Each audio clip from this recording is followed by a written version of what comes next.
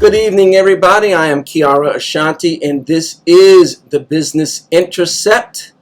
Let me get the logo up here. Sometimes these things, technology doesn't get things out the way they should.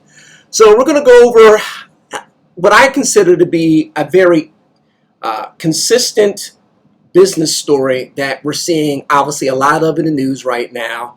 It continues the trend of cancel culture. And it continues the trend of, I would have to say, a certain level of censorship within the business realm. You know, normally the threat has been, what is government going to do to dissuade, blanket, turn off any type of voices that they don't like? But as everyone's well aware with what's been happening over the last year, people are starting to get canceled. And I find this interesting because people get canceled on the subject of transgenderism the most. And it's a very interesting phenomenon when you think about it. I mean, when you think about racism, it's a pretty clear-cut idea. We know what racism is, right? One race thinking they're superior than another race. One race thinking that all sorts of bad things, like they're criminals, they're rapists, or whatever, are attributed to a single race or ethnic group because they happen to be that ethnic group. And it's anti-Semitism, which is really another name for, in my mind, for a certain level of a certain type of racism. It's the same thing. But what you can't do, people can say, I don't like Kiara because he's black. People can say, I don't like you if you're a woman because you're a female. You can say, women can't do this. Blacks can't do that. And all that doesn't really quite make sense, but you're not denying that someone is black. You're not denying that someone is Latino. You're not denying that someone is a female, except now we are. And in today's world, it has become unacceptable to just say, hey, yeah, I don't agree with the social movement that transgenderism, embodies. And I, for the life of me, cannot understand this, because here's the thing. There's a difference between someone who is transgender saying, I wish to live my life in a manner that allows me to feel good about myself. Okay, I might think it's weird, much the same way that I think people who gets all kinds of piercings is weird, just like I think anybody who gets a face full of tattoos is weird. But hey, you get to do it. It's your body. It's your clothes. But now we have gone beyond that and have started to say, no, not only should I be allowed to do what I want, but what I want to do should be able to impact your life. You must agree with it. You must embrace it. And if you don't, then you're a bigot and you can't work. You can't have a job. You can't have a book and all this other nonsense. So it's becoming really, really commonplace. And so today we have a story that is brought to us by, let me fix this right quick here, the Washington Free Beacon. And I'm just going to adjust this up a little bit here and bring me down here, because I want you to be able to see this clearly here.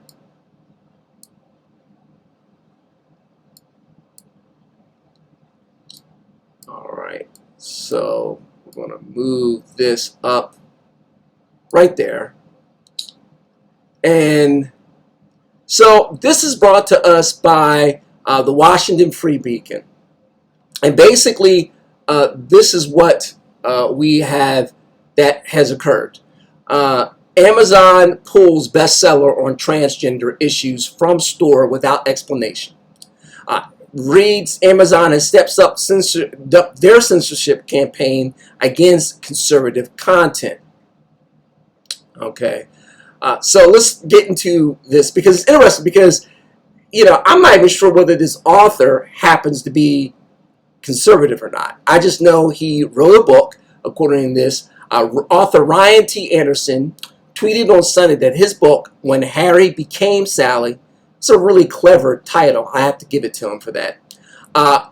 Responding to the transgender moment, has been removed.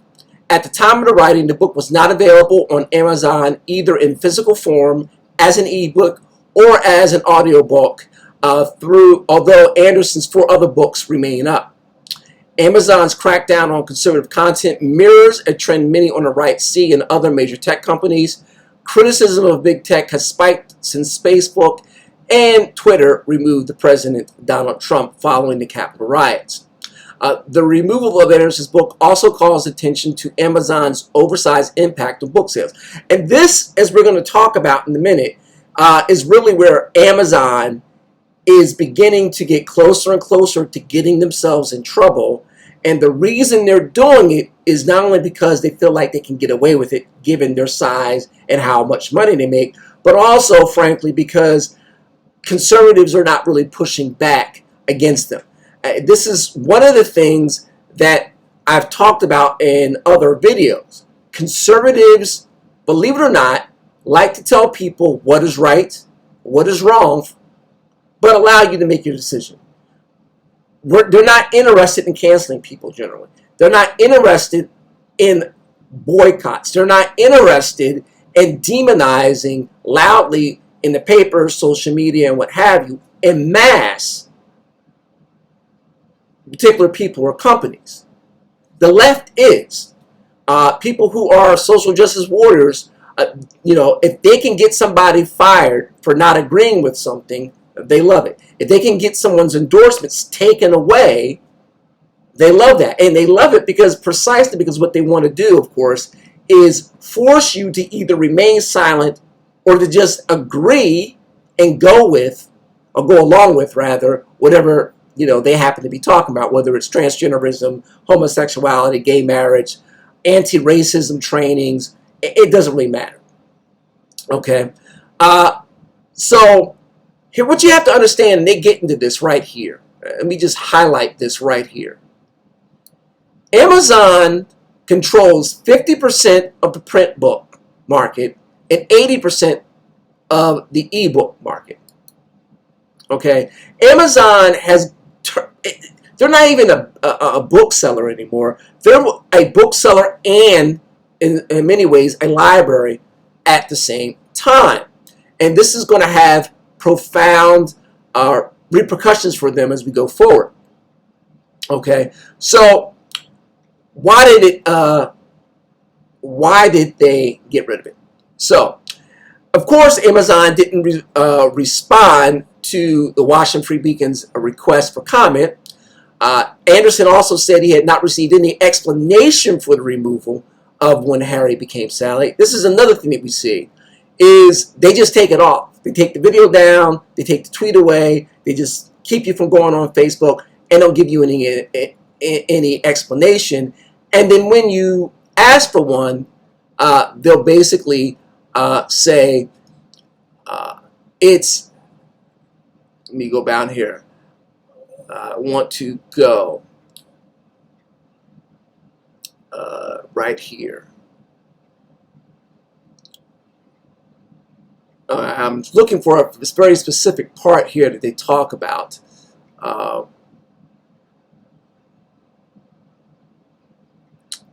So here it is. In this case, Amazon pointed to a policy of not running material that claims to diagnose, treat, or question sexual orientation. And they did this with the book Irreversible Damage. But with this book, Anderson's, but what essentially they did is they said that it went against their new content restrictions. So essentially, they decided to bring into their content not restrictions, but rules and regulations, and decided that anything that's considered hateful is no longer going to be allowed to be printed or sold on Amazon. I want to find the exact area on this. If they have it, they might not have it in this particular. Looks like they don't have it in this particular article, unfortunately. So, but basically, what they did is they created a new regulation that they didn't have. So, I want you to think about what Amazon's doing here. Amazon is essentially the digital equivalent of what Barnes & Noble, Walden Books, and any physical bookstore used to be. It used to be, of course, before Amazon, if you wanted a book, you went to the bookstore, you got it. And publishers published all kinds of books. They published Mein Kampf, written obviously by Adolf Hitler. They published books by Farrakhan. They published political books. They published academic books. Essentially, if you could get a publisher to take on your book and publish it, you could get your book into a bookstore. And then if it wasn't a book that would be widespread, again, think about more academic type books, things that would be good sellers for a niche market, but not, mainstream, then you might find it in specialty bookstores, particularly books written by professors you would find, obviously, on college campuses more often than not. Okay, so Amazon essentially, because of their story, everybody knows it, they essentially took over that business. I mean, they talk about it here. Amazon accounts for 75% of the ebook market and 50% of the regular market. That, by definition, is a monopoly. The days of you writing a book and it becoming a bestseller by being just in a bookstore are over. It's done. If you want your book to sell, if you're going to be a bestseller, it has to be on Amazon. Otherwise, it's not going to be a mass market type book with large sales. Even with self-publishing, in which you don't need to sell a whole lot of books relative to what Amazon will pay out to make a living, but in order to do that, you have to be on Amazon. I mean, you don't have any choice. You can try to go to Barnes & Noble website. You can try to sell things on your own website. You can try to do things on iTunes and through Google, and Kobo. Certainly, those are areas of distribution, but they're so small that the amount of sales any author, even well-known authors, get from those outlets relative to Amazon is paltry. That is essentially a monopoly. And what Amazon has decided to do, obviously, is move from being a distributor to becoming a gatekeeper.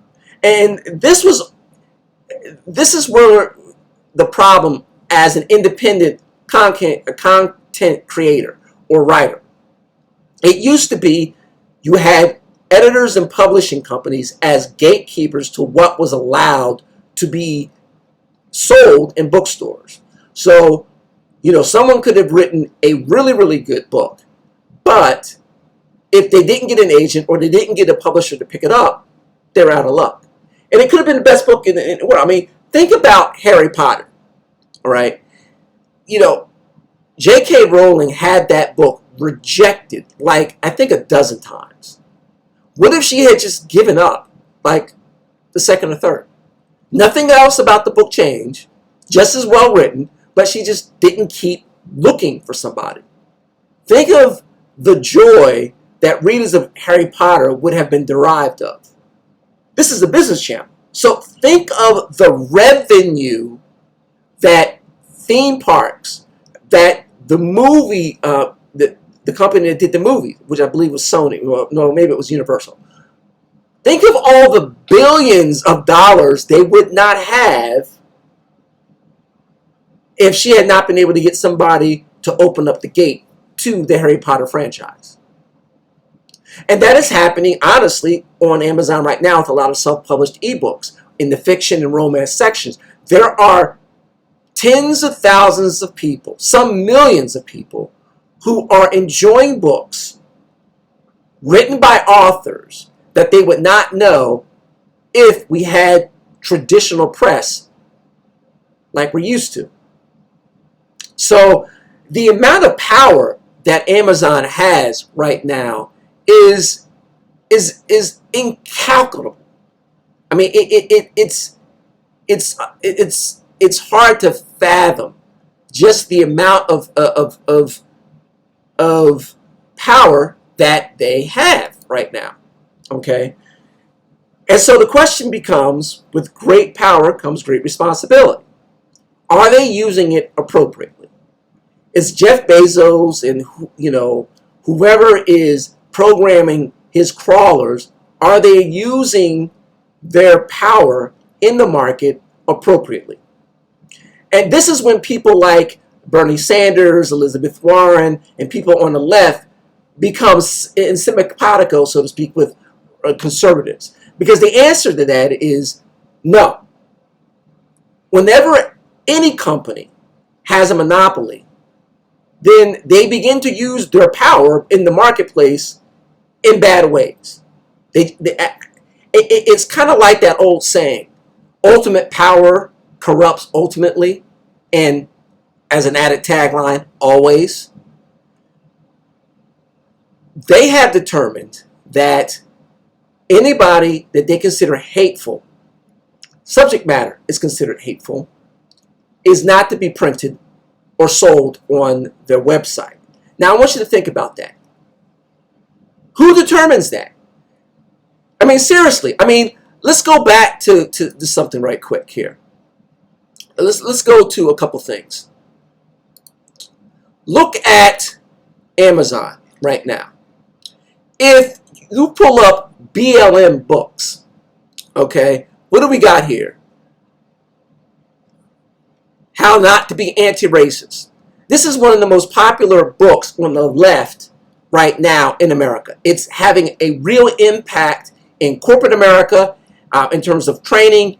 It's starting to be taught, or at least the concept of it's beginning to be taught and shoved down the throats of parents and kids in schools. This book is a racist book. The content within this book by this professor demonizes a group based on their racial identity. It happens to be white people. And he has very hateful things to say about white people in this book. But it's up for but it's here. You can buy it. White Fragility, a book of the same type. Basically, according to this book, if you're white, you are racist. Not because you've ever done anything racist, not because you've ever said anything racist, but because you were born white. Let's flip this for a second. If someone said, because you were born black, you're dumb. Because you were born Jewish, you're greedy. Now, if somebody said that, and they happen to be conservative, they would lose their job. If they had a book on this on Amazon, I'm assuming it would be taken off. If you were a celebrity and said something like that, and on the right, you would be, quote, canceled. We all know this. So the question becomes, if Amazon has a policy against any type of books that has what they deem hateful content in it, then the question becomes, when are they going to remove books that are anti-white? When are they going to remove any books that are criticizing, for instance, Christianity? I brought this up real quick. Let's take a look here. Now, I did a search And I'm pulling it up on Goodreads, but all of these books are available on Amazon. Look at this. Christopher Hitchens, God is Not Great, How Religion Poisons Everything. The God Delusion, Letter to a Christian Nation. The End of Faith. I could go on.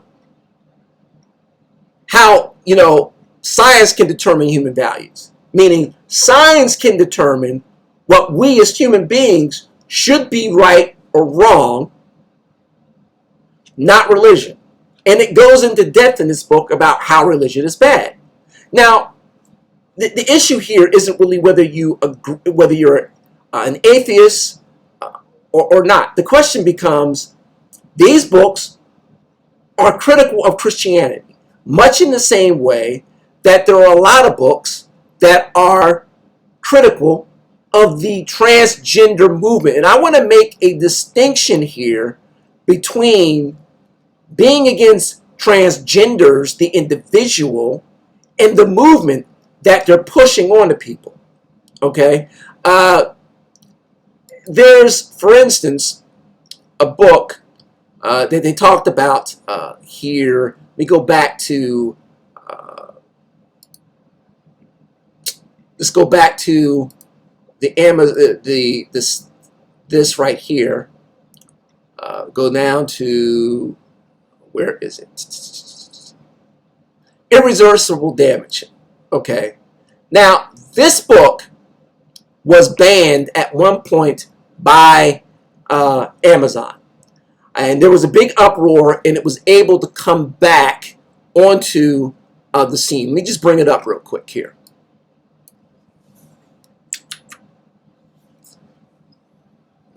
All right.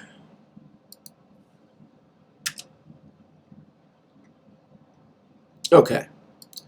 Now, what this book talks about is that within females, young, think middle school to high school, there is a craze going on, a phenomenon going on in which many girls are beginning to call themselves transgender because their friends are. They're taking on the identity or the style, the thought processes of their friends. Now, this isn't anything particularly new or groundbreaking. Kids have been doing this for like ever. I mean, that's part of growing up. You hang out with friends, you're trying to figure out who you are, what you believe, and very often, until you do those things, you do what the crowd does. Except now, what this book discuss is how, because of certain policies within the schools, in which kids can go to a doctor and say they want to get hormones at the age of 13, 14, 15, doctors can't have a conversation with them. They have to just give it to them without parents knowing about it. Now, that's a very different situation from having a discussion about whether or not Bruce Jenner should be called a female name and can be considered an actual female. That seems to me the type of book that should be available everywhere. Just like a book that someone writes trying to make the argument that gender is in your head and not physical should also be allowed on any publishing platform. But it's not happening the case. So what I did, and I'm just going to see here, let me see, if, as I suspected, as is usually the case when I'm working on things, I sent a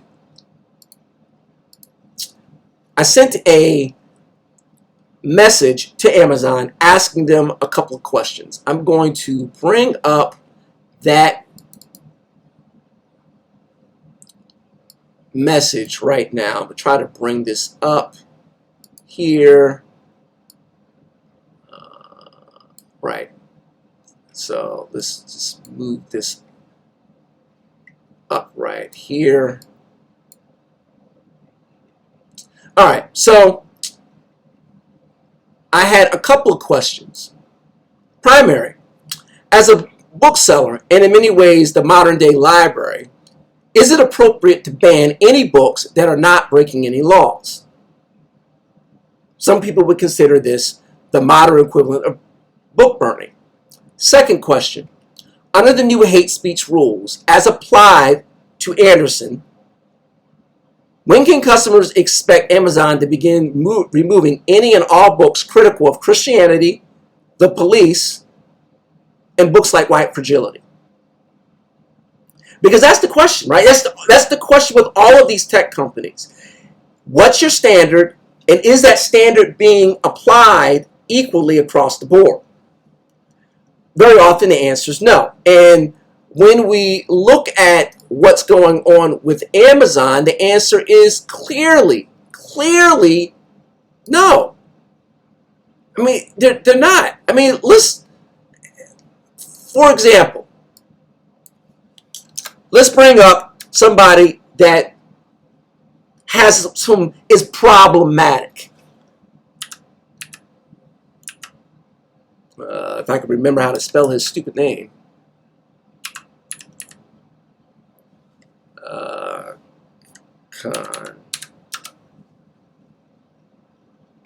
Okay.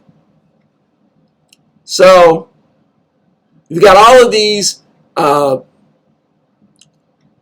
Islamic books, Nation of Islam books, right?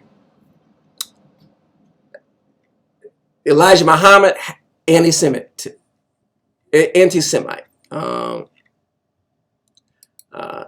Let's see. Search just said Farrakhan. Now I know he has some books, but it looks like they must not be selling all that well because they're not bringing it up. Oh, there we go. So his book's up. I guarantee you, there's bad stuff in that book about Jews, but it's selling. Well, not selling, but it's up for sale. What about that? When are they going to hold the standard equally across the board is the question. So what are the business implications of this, right? Because, I mean, look, this guy, Anderson, was a best-selling book on Amazon, but it's not as if he's J.K. Rowling, right? He's not Stephen King. What's the potential threat to Amazon? And it's this. They can be sued, and they will lose. Because, again, they are, by definition, a monopoly.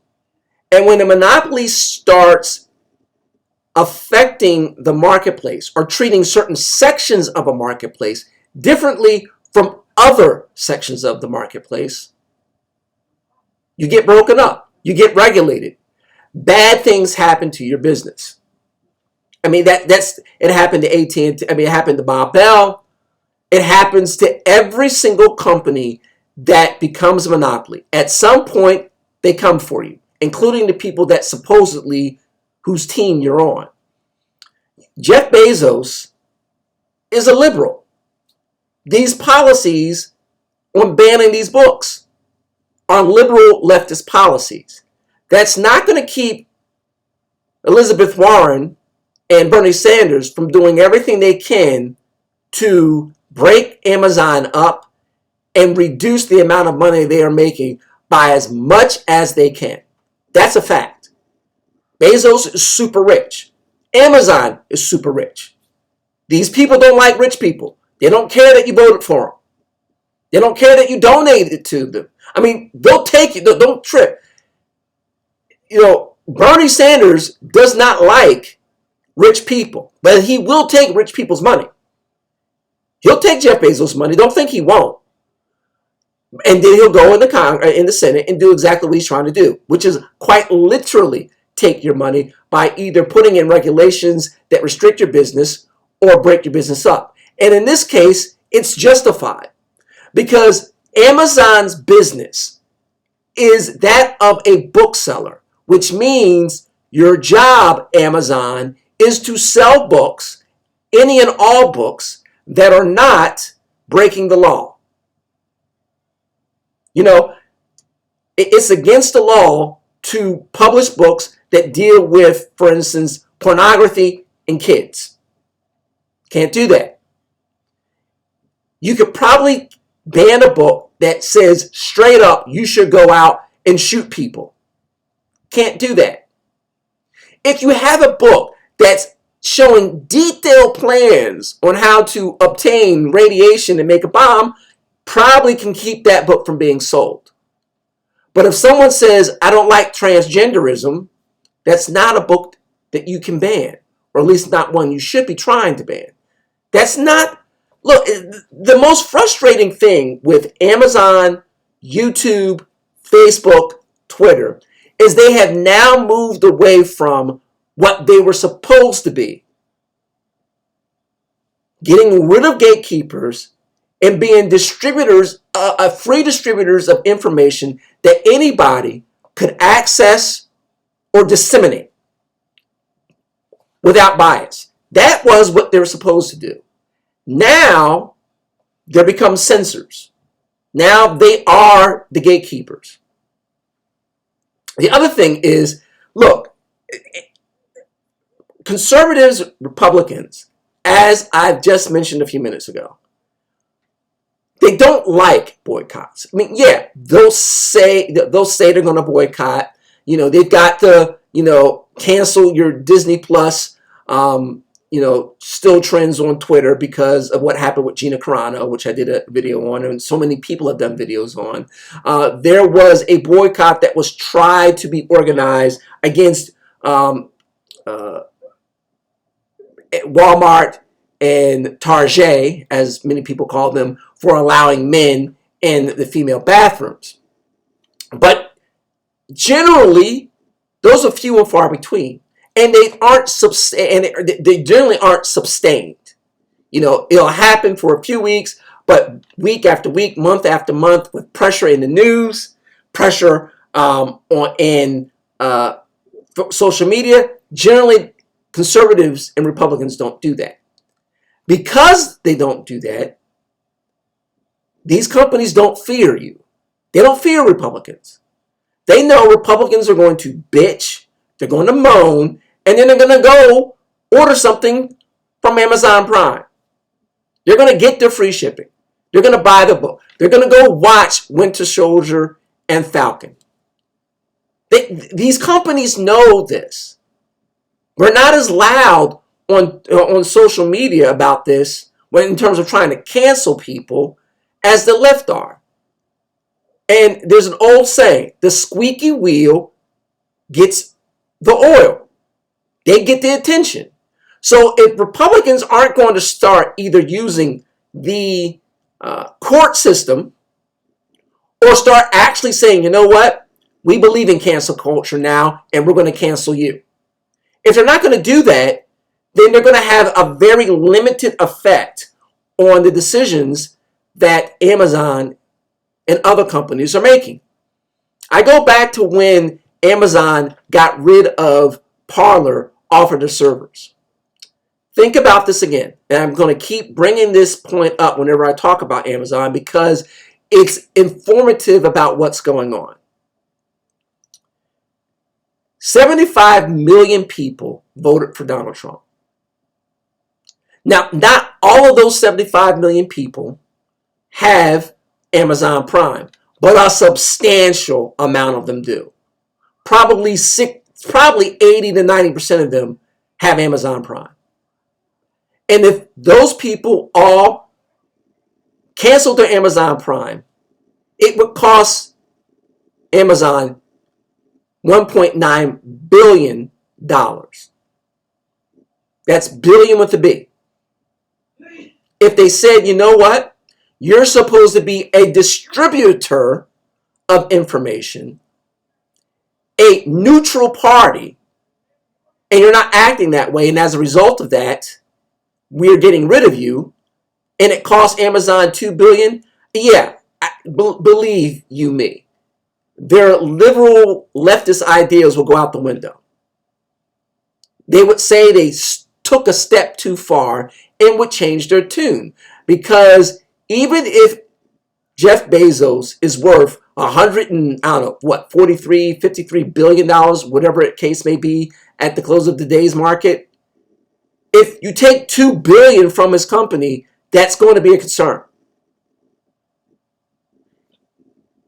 This is twice that Amazon has used infrastructure in distribution against a certain section of the public. With Parler, they did it, and they're doing it with this gentleman's book now, and they have tried to do it with other people as well.